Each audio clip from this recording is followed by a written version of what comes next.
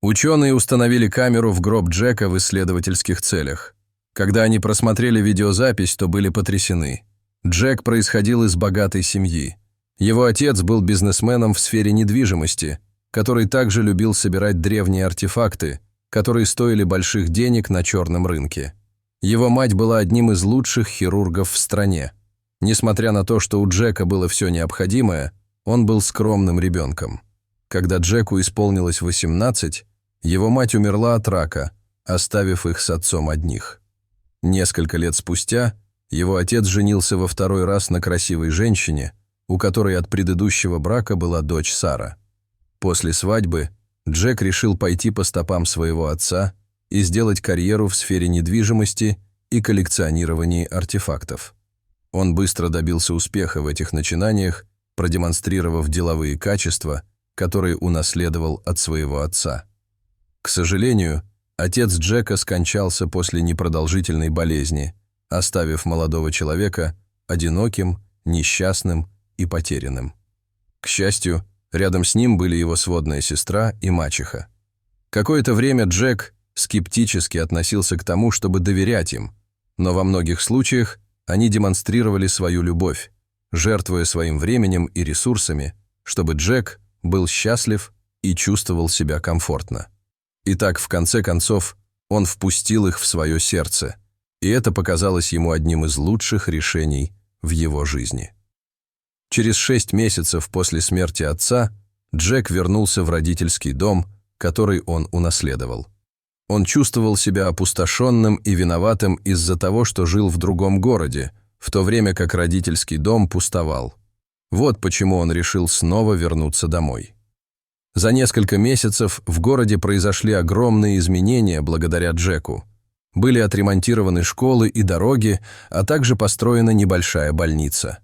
Джек также делал пожертвования менее обеспеченным слоям населения и выделил стипендии многим детям. Все были рады за молодого человека и ежедневно благословляли его. Так продолжалось до тех пор, пока однажды утром жители не проснулись от шокирующей новости о том, что Джек мертв. Его сводная сестра Сара пришла навестить его и обнаружила его безжизненное тело, беспомощно лежащее на полу. Несмотря на то, что у нее было ощущение, что он умер, она немедленно отвезла его в больницу в надежде, что интуиция ее подвела. К сожалению, это было не так. Врачи подтвердили, что Джек действительно был мертв. Несмотря на все их усилия, врачи не смогли определить причину его смерти. Они объяснили Саре ситуацию и предложили провести вскрытие, чтобы получить окончательный ответ. В самый последний момент Сара вспомнила, что у ее брата были проблемы с сердцем, хотя и в легкой форме. Впоследствии она предоставила медицинские записи, в которых у Джека были диагностированы проблемы с сердцем, и объяснила, что, несмотря на то, что он принимал лекарства, его болезнь, возможно, и стала причиной его смерти. Поэтому она сочла, что необходимости во вскрытии нет. Кроме того, Сара знала, что ее брат всегда был противником вскрытий. Он считал, что они нарушают принцип человеческого достоинства. Поэтому она была полна решимости не позволить им осквернить убеждения ее любимого брата. Перед выпиской из больницы Сара распорядилась, чтобы тело ее брата хранилось в морге, пока она не придумает, как организовать его похороны. Всю ночь Сара не находила себе места. Она хотела почтить память своего брата в последний раз, поэтому зашла в интернет, чтобы поискать, как это сделать. Именно тогда она наткнулась на статью. Это была статья об ученых, которые исследовали тела погибших. Прежде чем сделать выводы, они в течение года наблюдали за ними. Сара знала, что научные исследования – это идеальный способ почтить память ее покойного брата, который страстно желал изменить мир к лучшему. В тот вечер Сара связалась с учеными и сказала им, что они могут использовать ее брата для своих исследований. Они прислали ей на подпись необходимые документы и пообещали солидную компенсацию, которую Сара пообещала передать местному сиротскому приюту. Рано утром следующего дня Сара организовала похороны своего брата. Церковь была переполнена. Это показывало, как сильно люди любили Джека.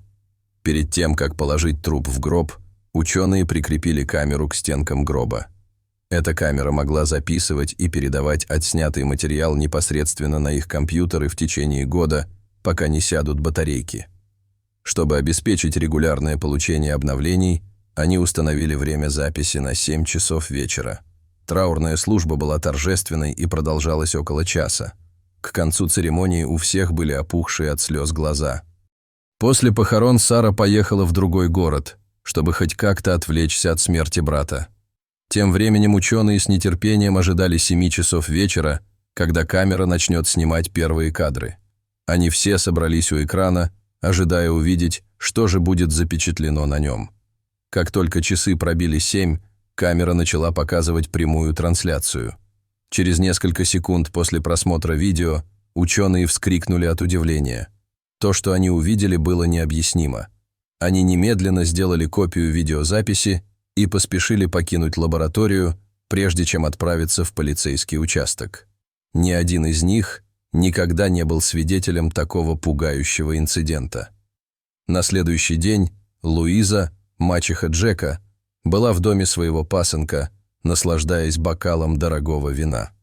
Внезапно она услышала вдалеке звук сирены, и прежде чем она успела среагировать, во двор перед ее домом въехал полицейский фургон.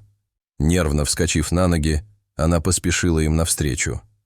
«Здравствуйте, офицер», – поздоровалась женщина, изобразив улыбку, которую даже ребенок смог бы разгадать. «Мы здесь из-за мисс Луизы», – сказал один из офицеров. «Да, это я. Чем я могу быть полезна?» – нервно ответила женщина, а ее руки начали дрожать, и она быстро спрятала их за спину. Еще до того, как полиция смогла объяснить, зачем они пришли к ней домой, Луиза начала вести себя подозрительно. «Что именно вы хотите? У вас есть ордер на обыск?» – спросила женщина. Затем она быстро подбежала к двери и широко раскинула руки, не давая полицейским войти, хотя они еще даже и не пытались. «Я знаю свои права. Здесь ничего нет», – продолжала она кричать. То, что произошло дальше, потрясло ее до глубины души. Полицейские сказали, что ее разыскивают, потому что подозревают, что она имеет какое-то отношение к смерти своего пасынка. При этих словах сердце Луизы подпрыгнуло, и она мгновенно побледнела. Стеклянная чашка, которую она держала в руках, выскользнула из ее рук и разлетелась на сотни осколков. В тот момент она поняла, что нет смысла лгать и притворяться, поэтому решила признаться, надеясь, что правда освободит ее. Она призналась, что в ее намерение никогда не входило лишать жизни своего пасынка. Все, что ей было нужно, это ценные артефакты, которые он хранил. Она призналась, что подсыпала снотворное в его кофе и обыскала весь дом в поисках артефактов, но ничего не нашла. Когда она вернулась в комнату Джека, пытаясь угрозами заставить его рассказать, где находятся артефакты, стало очевидно, что он больше не дышит. Зная, что ее обвинят в убийстве, она подделала документы о том, что у Джека больное сердце, и отдала их своей дочери Саре, которая действительно любила своего сводного брата. И чтобы еще больше замести следы, Луиза настояла на отказе от вскрытия, но в последний момент Сара отдала Джека ученым для проведения исследований. «Я не хотела его убивать. Это была ошибка», — взмолилась Луиза. Но как раз в тот момент, когда она подумала, что хуже уже быть не может, произошло то, что потрясло ее до глубины души. Пассажирская дверь полицейской машины внезапно открылась, и Джек вышел из нее навстречу своей мачехе, которая безудержно дрожала. Луиза была в шоке, не в силах пошевелиться или даже моргнуть. Она стояла неподвижно, отчаянно желая, чтобы все это оказалось просто ночным кошмаром. К несчастью для нее, это было не так. Накануне вечером ученые были ошеломлены, увидев, что Джек пытается выбраться из своего гроба, когда они просматривали запись с камеры наблюдения.